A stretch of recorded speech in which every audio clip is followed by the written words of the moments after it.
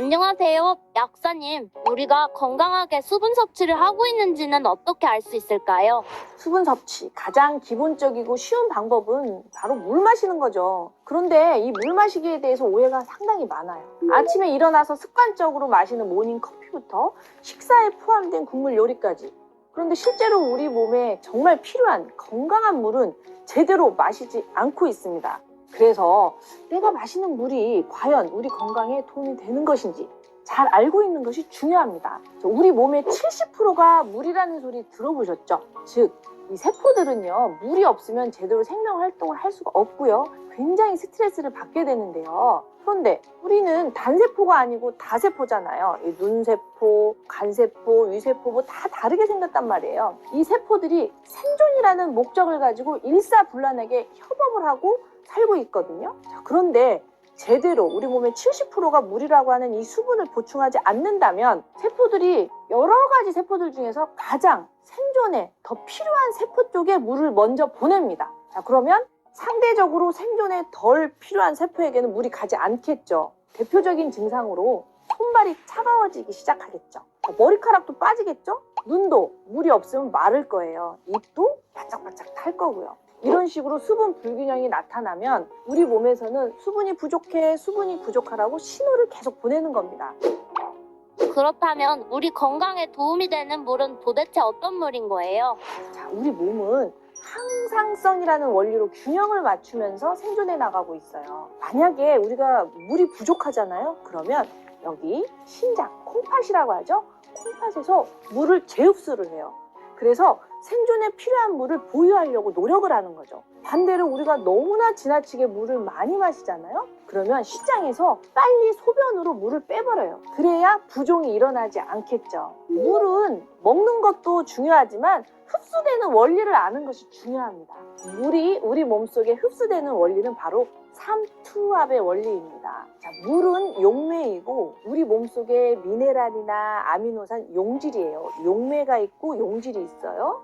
이 용질이 물을 끌어당기는 성질을 삼투압이라고 해요. 자, 몸속에 미네랄이나 아미노산, 즉 영양 성분이 적당히 있어야 물을 삼투압으로 끌어잡을 수가 있는 거예요. 그래야 물이 몸 밖으로 빠져나가지 않는 거죠. 자, 미네랄의 가장 대표는 바로 소금입니다. 즉, 소금을 적당히 먹어줘야 물이 몸 밖으로 빠져나가지 않는 원리예요. 그리고 물 자체에도 미네랄 영양 성분을 가지고 있어요. 그러니 당연히 우리 몸에 도움이 되는 성분을 그대로 간직한 물이 좋겠죠? 어느 지역의 물인가에 따라 또는 정수 방법에 따라서 성분과 함량이 조금씩 달라지기도 합니다. 뿐만 아니라 물을 어떻게 보관하고 마시는지도 물의 신선도에 영향을 미치는데요. 정수를 거친 물은 쉽게 상하지는 않지만 그 물이 든 병이나 컵을 입에 대고 마신 다음에는 미생물이 쉽게 번식하게 되거든요. 이 미생물들이 물속에 들어가 변질을 일으킬 수도 있으니까 이 부분을 주의해서 물을 마시는 것이 도움이 되겠습니다. 평소에 물 2리터 이상을 섭취하라고 그러는데 꼭 2리터씩 섭취해야 하는 게 정말로 건강에 도움이 될까요? 권장되는 양은 있지만 평소 식습관이나 생활 환경에 따라 사람마다 다르긴 하겠죠? 그리고 또 어떠한 형태로 수분을 섭취하는지에 따라서도 달라요. 우리 주변에서 흔히 볼 수 있는 예로는 차나 커피로 수분 섭취를 하는 분들이 계시는데요. 차나 커피에 들어있는 카페인은 오히려 이뇨작용을 활발하게 해서 마신 물보다 더 몸에서 수분을 더 많이 빼내가 버립니다.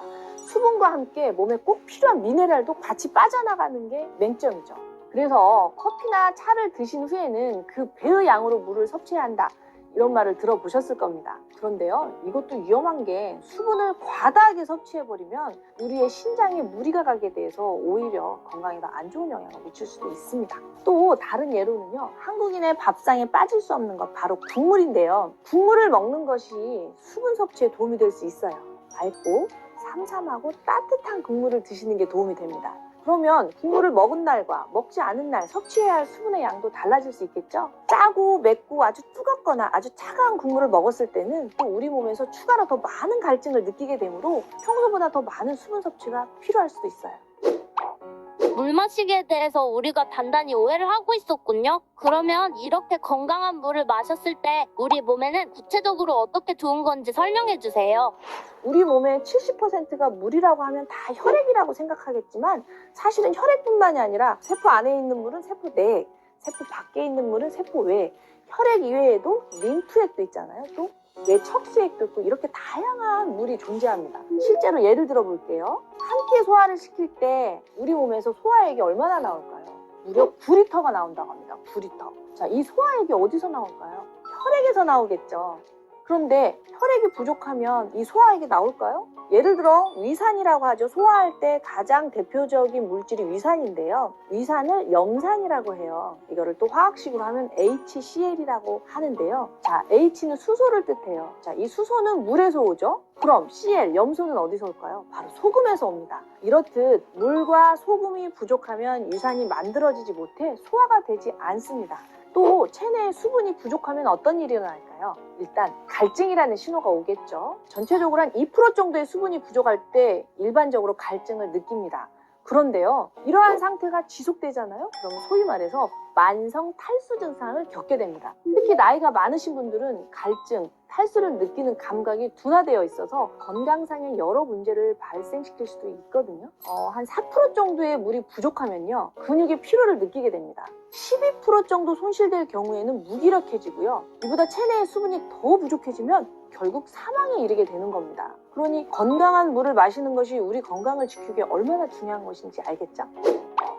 아주 명쾌한 답변 감사합니다. 물과 건강에 대해서 다시 한번 생각해보는 계기가 되었어요. 마지막으로 저희 시청자분들께 한마디 부탁드립니다. 수분 섭취, 물 마시기 모든 건강의 시작이 될 수도 있고 잘못된 습관으로 건강을 다 망치게 되는 원인이 될 수도 있습니다. 올바른 물 마시기로 건강을 잘 지키시기 바랍니다.